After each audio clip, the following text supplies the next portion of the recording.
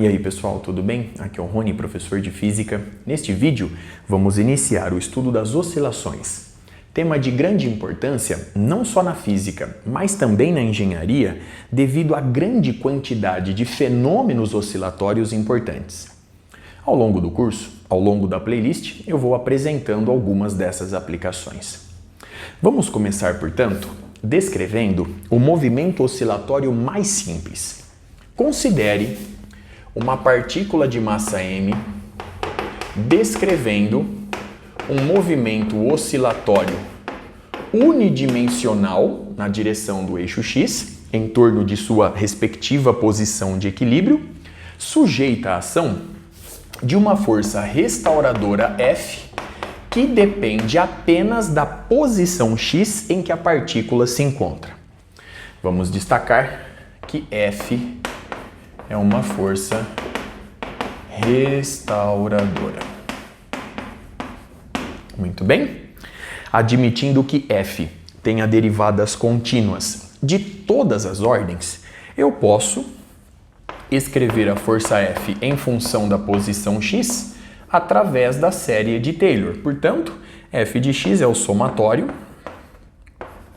para n indo de 0 ao infinito da derivada de ordem n da força F, observe bem, em x igual a 0, sobre n fatorial, que multiplica x elevado a n.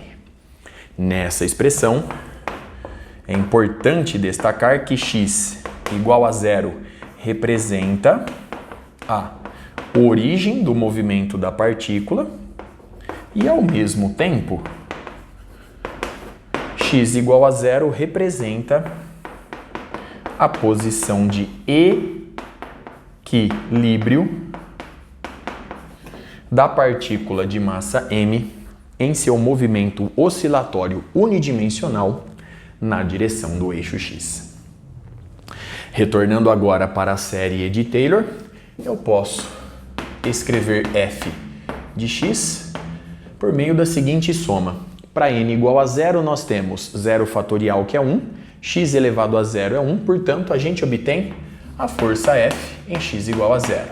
Mais, para n igual a 1, 1 sobre 1 fatorial, vezes x elevado à primeira potência, que multiplica a derivada de primeira ordem da força F em relação a x, em x igual a 0, mais, para n igual a 2, 1 sobre 2 fatorial, vezes x elevado ao quadrado, que multiplica a derivada de segunda ordem da força F em relação a x em x igual a 0, mais, para n igual a 3, 1 sobre 3 fatorial, 1 sexto, vezes x elevado ao cubo, que multiplica a derivada de terceira ordem da força F em relação a x em x igual a 0 e assim sucessivamente.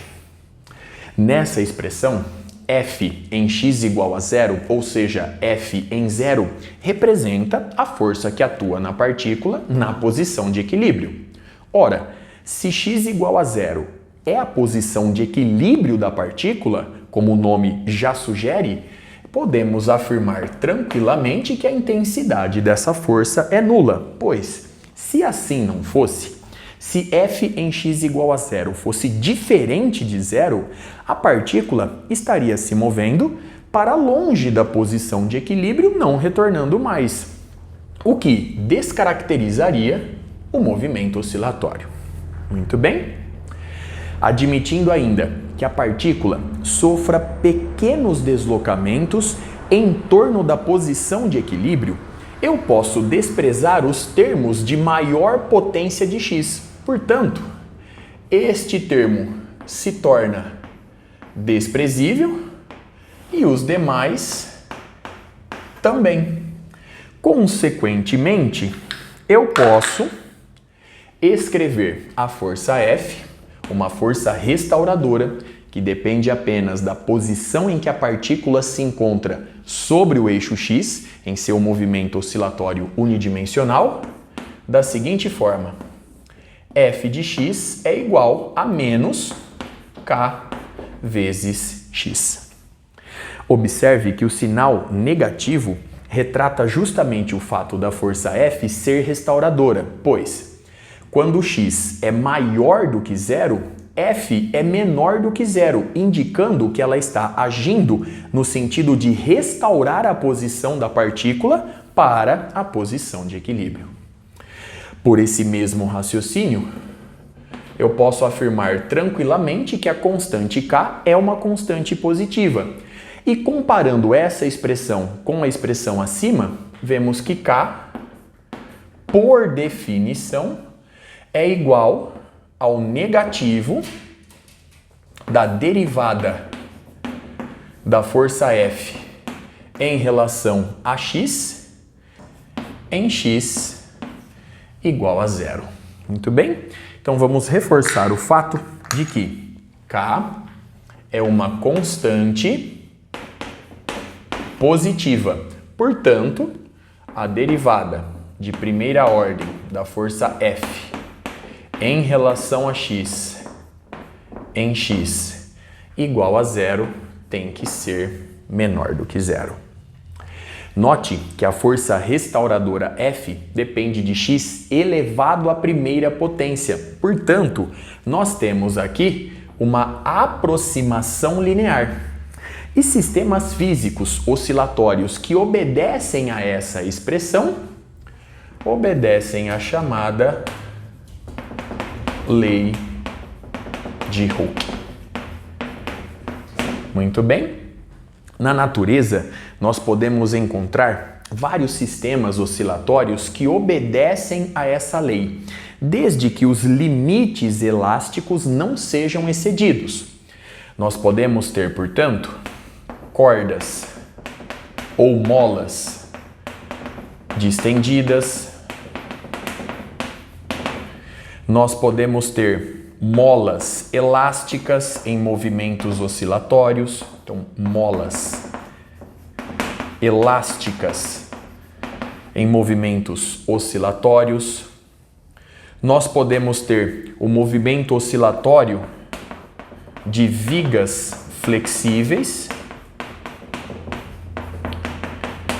entre outros exemplos. Agora, se o limite elástico do material em questão for excedido, a lei de Hooke perde a sua validade e, portanto, eu não posso utilizá-la para descrever tais situações.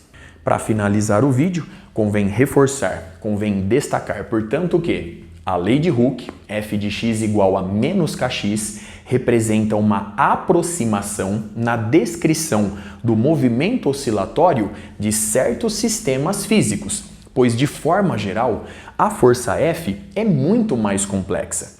Como exemplo, eu posso citar o movimento de um átomo em uma cadeia molecular longa. A força F, neste caso, que atua no movimento oscilatório do átomo, pode depender não só da posição, mas também da velocidade. Pode depender ainda de uma derivada temporal de maior ordem, o que dificulta muito mais a análise do movimento oscilatório. Com isso, eu encerro essa introdução. Até a próxima!